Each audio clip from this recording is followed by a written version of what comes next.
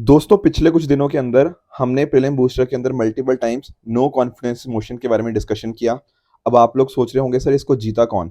देखो जीता कौन ये तो हमें पहले से ही पता था कि सरकार ही जीतेगी, क्योंकि एक्चुअल में जो नंबर्स थे वो उनके पास ही थे। बस ऑपोजिशन का फोकस ये था कि प्रधानमंत्री जी से थोड़ा मणिपुर के बारे में चर्चा करें कि मणिपुर में आखिर क्या इशू रहा, इतना इशू, ठीक है ना, क्यों नहीं ये सरकार अच्छे से काम कर पाई उन चीज़ों के रिगार्डिंग। तो देखो प्रधानमंत्री जी ने कल बताया कि हाँ कुछ इश्यूज रहे, बट डेफिनेटली सेंट्रल गवर्नमेंट हो गया, स्टेट गवर्नमेंट हो गया, वो फोकस कर रही है कि मणिपुर के अंदर दोबारा से हम शांति को एस्टेब्लिश कर पाए। तो इसके रिगार्डिंग इन्होंने यहाँ पे बात करी। ऑल्दो उस टाइम तक ऑपोजिशन ने वॉकआउट कर दिया था, क्योंकि प्रधानमंत्री जी ने अपनी 1.5 घंटे की स्पीच के अंदर ऐसा कुछ मेंशन नहीं किया था। बट एनीवेज प्रधानमंत्री जी ने पूरे देश को बोला है कि मणिपुर के अंदर हम पीस को एस्टेब्लिश करेंगे। चलो ये तो हो गया मुद्दा नो कॉन्फिडेंस मोशन का। अब एक बड़ा ही इंटरेस्टिंग ना न्यूज़ और आई है हिंदू के अंदर, जो कि काफ़ी अपने आप में ना बड़ी इंटरेस्टिंग चीज़ है कि एक बिल लाया जा रहा है जहां पर सीजीआई को रिमूव किया जाएगा पैनल से, जो चीफ इलेक्शन कमिश्नर और इलेक्शन कमिश्नर को पिक करता है। देखो इस मुद्दे को ना थोड़ा समझना बड़ा जरूरी है, मैं आपको समझाता हूँ। आप लोगों ने अपनी लक्ष्मीकांत पढ़ी हुई है, ठीक है। अब उसमें आपने आर्टिकल 324 से लेकर 329 के बारे में देखा होगा। ये वो आर्टिकल है जो इलेक्शंस के साथ डील करते हैं। और स्पेसिफिकली ना अगर आप आर्टिकल 324 पढ़ोगे, उसके अंदर बात करी है कि जो हमारा इलेक्शन कमीशन ऑफ इंडिया है, ठीक है ना, वहां पर उसके पास क्या होता है, सुपरिंटेंडेंस डायरेक्शन एंड कंट्रोल। बेसिकली आपके जो इलेक्शन कराने की जिम्मेदारी होती है वो इनके पास होती है, राइट। और होता क्या है, जो हमारे चीफ इलेक्शन कमिश्नर हो गया या फिर जो डिफरेंट इलेक्शन कमिश्नर्स होते हैं, उनको कैसे करा जाता है, बेसिकली प्रेसिडेंट साहब चूज करते हैं, ठीक है। टू बी वेरी स्पेसिफिक अगर मैं बात करूं तो प्रेसिडेंट साहब अपॉइंट करते हैं इन सभी को, बिल्कुल ठीक बात है।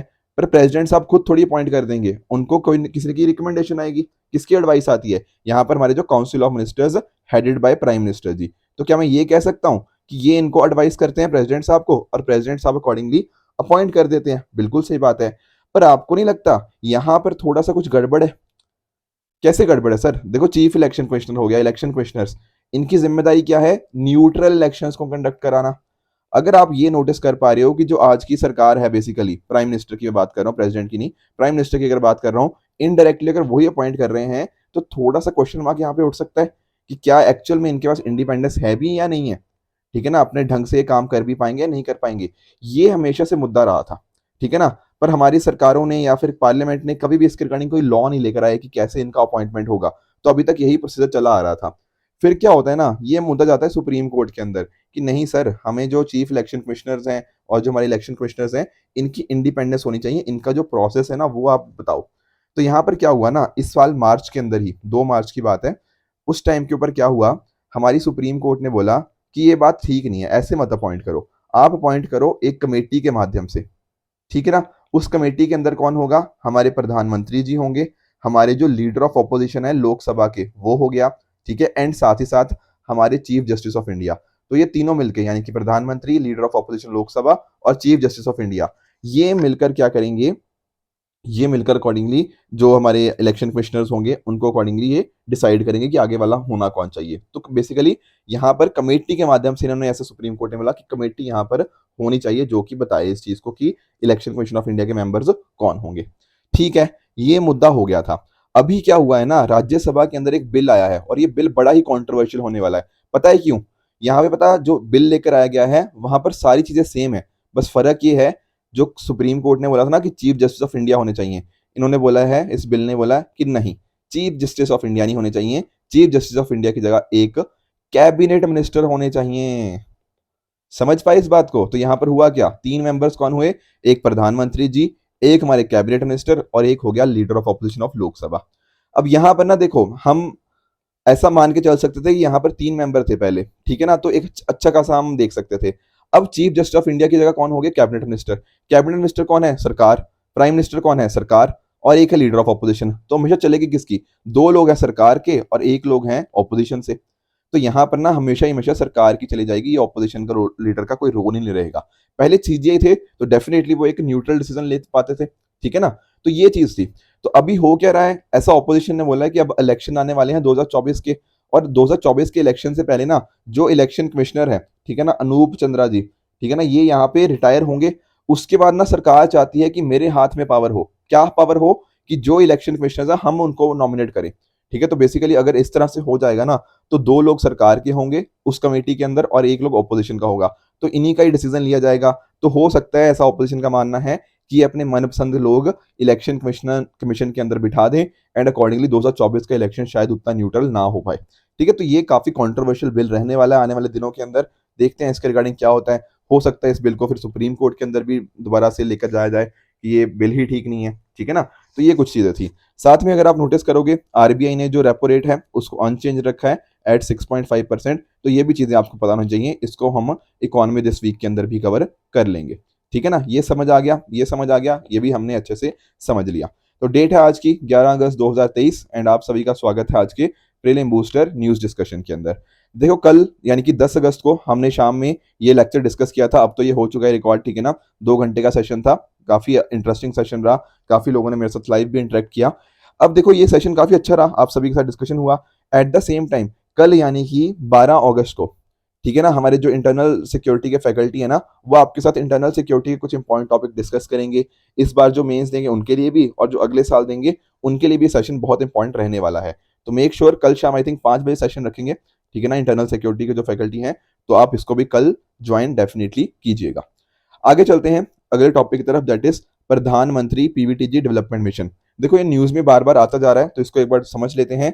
हुआ क्या था ना कि इस बार के बजट के अंदर हमारी सरकार ने इस मिशन को अनाउंस किया था। सर, ये मिशन तो चलो समझ आ जाएगा कि पीवीटीजी की बात हो रही है, पर आखिर ये पीवीटीजी है क्या? देखो, आप लोग ना शेड्यूल्ड ट्राइब्स के बारे में जानते होंगे, राइट? अब शेड्यूल्ड ट्राइब्स के अंदर अगर आप नोटिस करो तो ज्यादातर शेड्यूल्ड ट्राइब्स की ना सिचुएशन अभी इंडिया में उतनी अच्छी नहीं है। पर क्या ऐसा है कि सारी की सारी सिचुएशन खराब है शेड्यूल्ड ट्राइब्स की? कुछ ऐसी भी तो होंगी जो शेड्यूल टाइप थोड़ा ठीक कर रही हैं, कुछ ठीक ठाक कर रही हैं, कुछ बहुत ही यहाँ पे प्रिमिटिव है, प्रिमिटिव या रादर शुड से कुछ काफी बैकवर्ड है कि नहीं?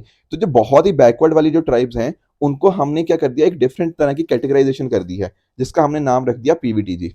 मैं आपको थोड़ा समझाता हूँ, इनके कैरेक्टरिस्टिक समझोगे ना तो थोड़ा और समझोगे। जैसे फॉर एग्जाम्पल, जो पीवीटीजी के अंदर यहाँ पे हमें ट्राइब्स देखने को मिलती है ना, वहां पर लिटरेसी लेवल बहुत ही कम होता है, इकोनॉमिकली वो बहुत बैकवर्ड होती हैं, उनकी जो पॉपुलेशन है या तो डिक्लाइन कर रही हो या फिर वो स्टैग्नेंट हो, मतलब बढ़ नहीं रही बेसिकली। एंड साथ साथ उनका जो लेवल ऑफ टेक्नोलॉजी है वो प्री एग्रीकल्चर है, तो काफी यहाँ पे प्रिमिटिव या फिर बैकवर्डनेस यहाँ पे हमें देखने को मिलती है।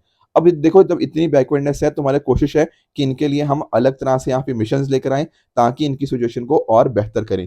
तो दरअसल में ना, जो पीवीटीजी डेवलपमेंट मिशन की मैं बात कर रहा हूँ, वो और कुछ नहीं बल्कि इनकी सिचुएशन को बेहतर करने का ही तरीका है। इनके पास अच्छे घर हों, ठीक है, क्लीन ड्रिंकिंग वाटर इनको मिले, प्रॉपर सैनिटेशन फैसिलिटीज हो गया, ठीक है ना, और साथ ही साथ रोजगार की अपॉर्चुनिटीज, लाइवलीहुड अपॉर्चुनिटीज भी इनको मिले।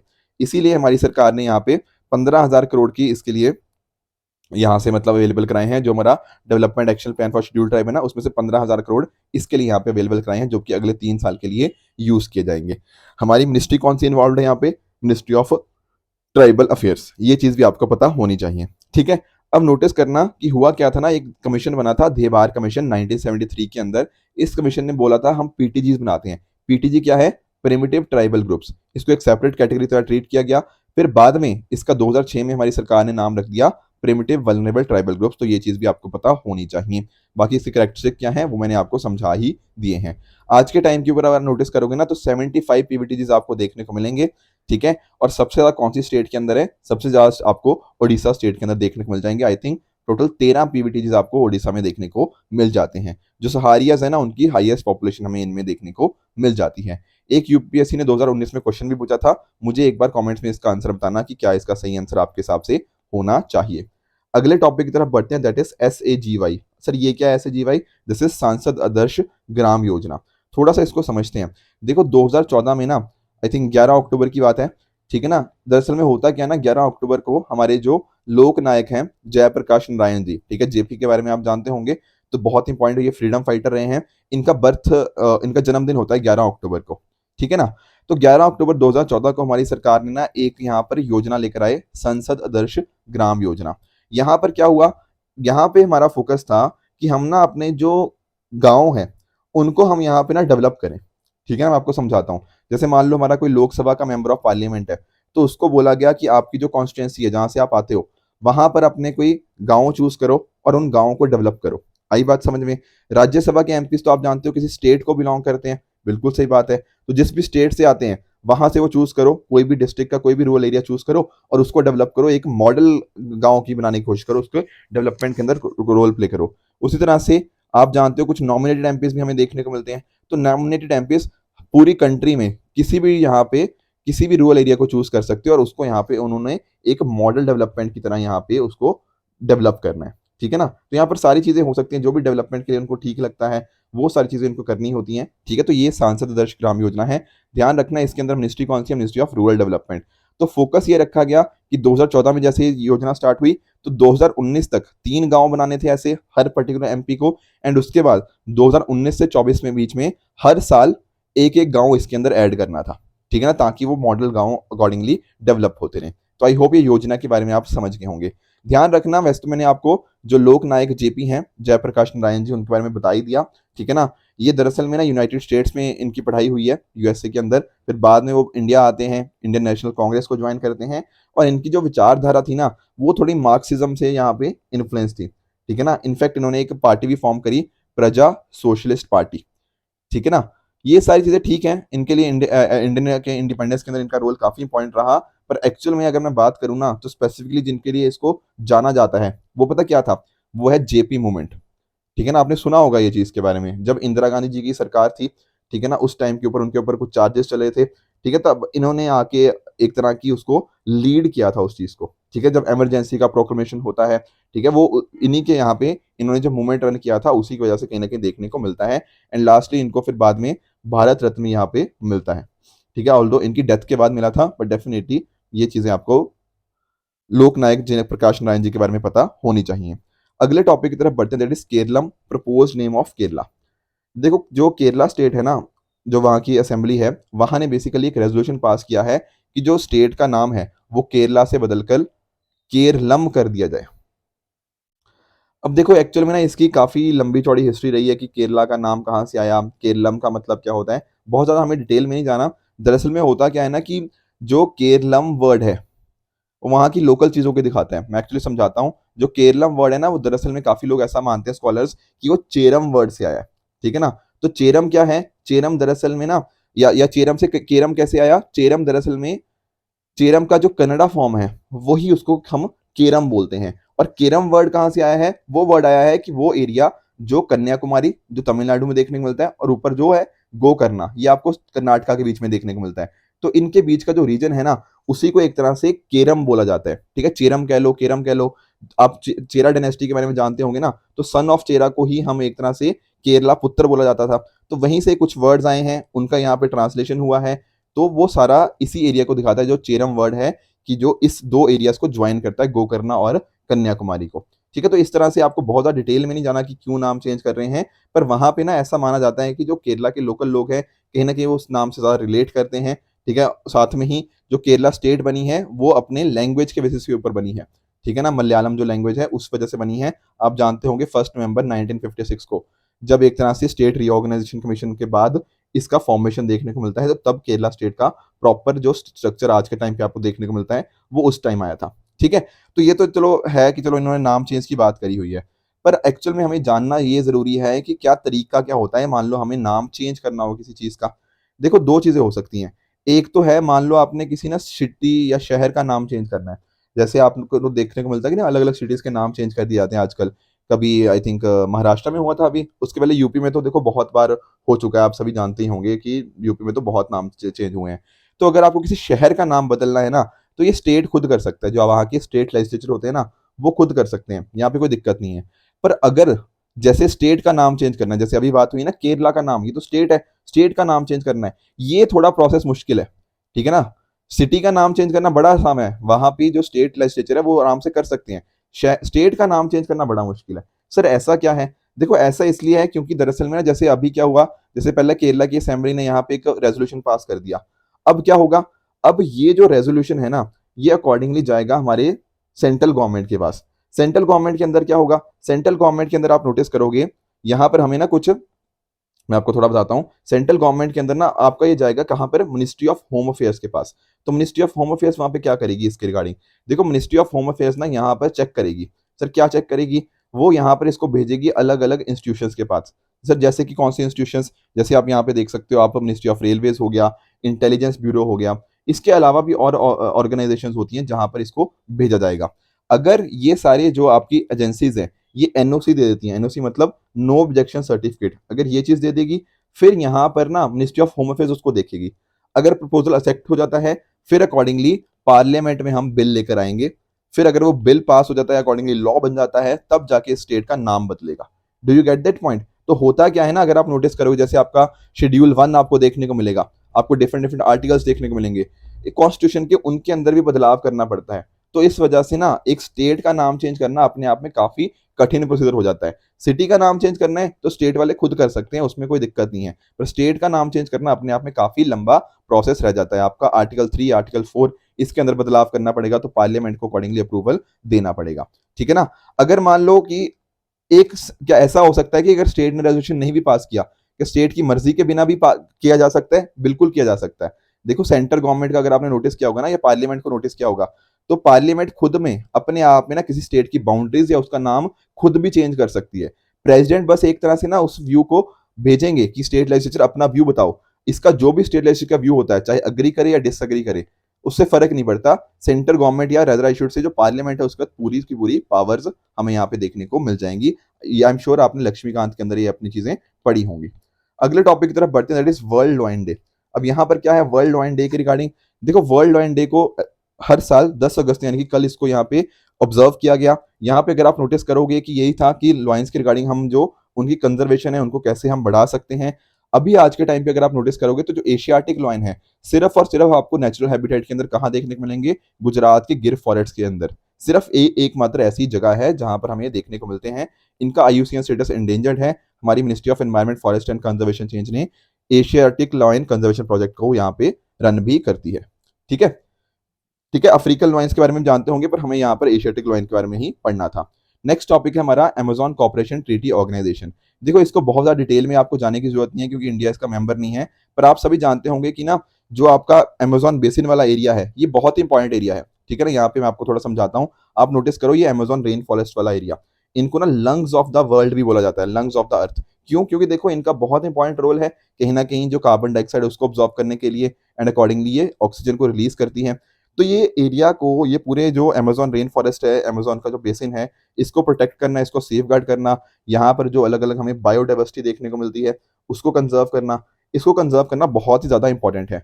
उसके लिए हमारे पास ऑर्गेनाइजेशन कौन सी है? ACTO, Amazon corporation treaty organisation. काम इसका वही है कि हाँ भैया डिफॉरेस्टेशन ना हो, कुछ इलीगली कुछ काम हो रहा है, हैबिटेट का डिस्ट्रक्शन हो रहा है, बायोडाइवर्सिटी का लॉस हो रहा है, कोई लैंड को इनक्रोच कर रहा है, ये सारे इश्यूज कहीं ना कहीं हम मिलकर सॉल्व करें।